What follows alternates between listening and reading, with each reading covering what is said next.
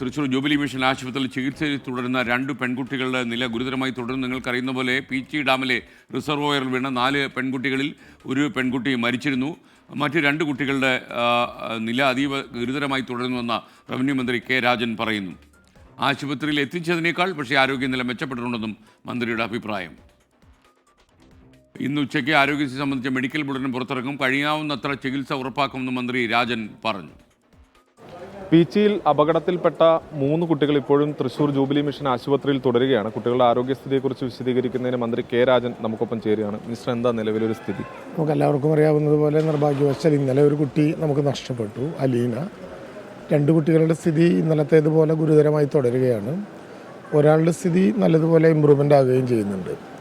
നമുക്ക് ലഭ്യമാകാവുന്ന ഏറ്റവും നല്ല ചികിത്സയാണ് ഇവിടെ ലഭ്യമാക്കിക്കൊണ്ടിരിക്കുന്നത്. ക്രിട്ടിക്കൽ കെയറിൽ പ്രത്യേകമായി രൂപീകരിക്കപ്പെട്ട ICUവിൽ തന്നെ പൂർണ്ണസമയം വെന്റിലേറ്ററിൽ ആണെന്നുള്ളത് കൊണ്ട് പൂർണ്ണസമയ സുരക്ഷയോടും ശ്രദ്ധയോടും കൂടിയിട്ടാണ് കാര്യങ്ങൾ നോക്കിക്കൊണ്ടിരിക്കുന്നത്. ചെയ്യാവുന്ന എല്ലാ കാര്യങ്ങളും ചെയ്യുന്നുണ്ട്. പക്ഷേ ഒരു അപകടനില തരണം ചെയ്തു എന്ന് പറയാനുള്ളൊരു ഘട്ടമായിട്ടില്ല. അപകടനില നേരത്തെ ഉണ്ടായിരുന്ന വിധത്തിൽ തന്നെ മുന്നോട്ട് പോവുകയാണ്. ഇന്നലെ രാത്രി മെഡിക്കൽ ബുള്ളറ്റിൻ ഔപചാരികമായിട്ട് ഇറക്കിയിരുന്നു. മെഡിക്കൽ ബോർഡ് രൂപീകരിച്ചിട്ടുണ്ട്. 5 പേരടങ്ങുന്ന മെഡിക്കൽ ബോർഡിൻ്റെ യോഗം ഇന്നലെ ചേർന്നിരുന്നു.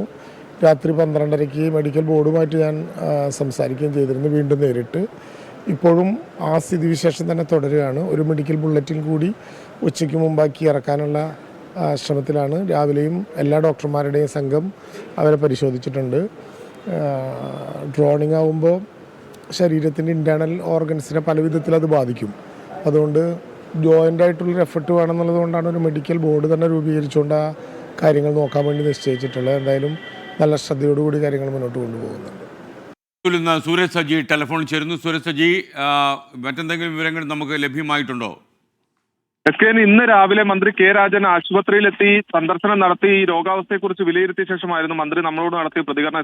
ഏറ്റവും പ്രധാനപ്പെട്ടത് ഇതിൽ 2 കുട്ടികളുടെ നില അതീവ ഗുരുതരമായി തുടരുന്നു എന്നുള്ളതാണ്. ഇതിൽ ആശ്വാസം എന്ന് പറയാവുന്നത് 13 വയസ്സുകാരി നിതയുടെ ആരോഗ്യം മാത്രമാണ്. അതൊഴിച്ചു നിർത്തിയാൽ ബാക്കി 2 പേരുടെയും നില അതീവ ഗുരുതരം എന്നുള്ളതാണ് നമുക്ക് ആശുപത്രിയിൽ നിന്ന് തന്നെ ലഭിക്കുന്ന വിവരം. ഇന്നലെ എത്തുന്ന സമയത്ത് ഇവർക്ക് ഈ പൾസ് ലഭിച്ചതൊഴിച്ചാൽ മറ്റൊരു പുരോഗതി എന്ന് പറയാവുന്ന നിലയിലേക്ക് കാര്യങ്ങൾ എത്തിയിട്ടില്ല എന്നുള്ളതാണ് ആശങ്കപ്പെടുത്തുന്നത്. ഈ വരെ ജീവിതത്തിലേക്ക് മടക്കി കൊണ്ടുവരാനുള്ള ശ്രമം നടത്തുന്നുണ്ട്. അതോടൊപ്പം തന്നെ ഇന്നലെ ഇവര് വലിയ രീതിയിൽ ഭക്ഷണം കഴിച്ചിരുന്നു.